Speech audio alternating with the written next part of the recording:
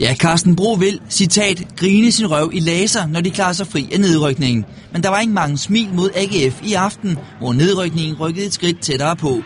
Ellers en god start af Sønderjyske, men de brænder for mange chancer. Så AGF, Ole Butz, målhelt mod FCK, men denne gang en postgang for sent.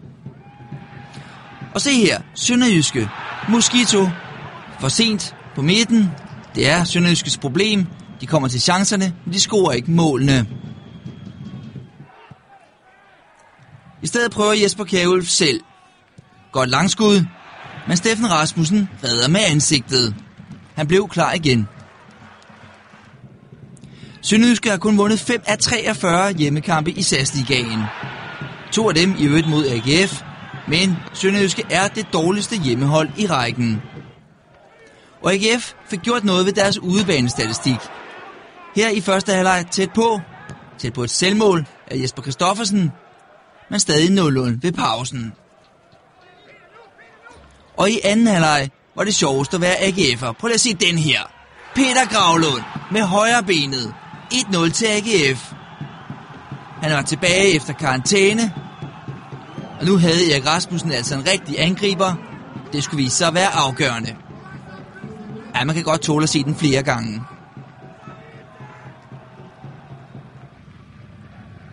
Ken Ilsø, manden der skulle lave de farlige ting for Sønderjyske. Okay, frispark, men Steffen Rasmussen redder i flere omgange.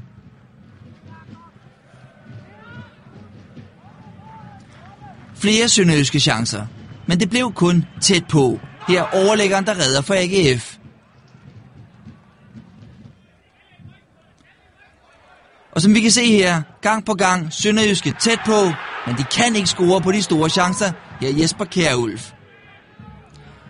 Scorer kan til gengæld AGF. Og igen er det Peter Gravlund. Scorer sit 8. mål i 7 kampe mod Sønderjyske. Der hænger næppe idolplakater af ham i omklædningsrummet i Haderslev. AGF kunne have øget føringen, men Jakob Poulsen misbruger den store chance her.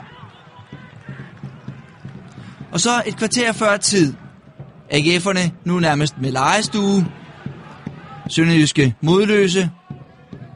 Og Jeremiah White indskiftet får lov at score til kampens resultat 3-0 til AGF i Sønderjyske.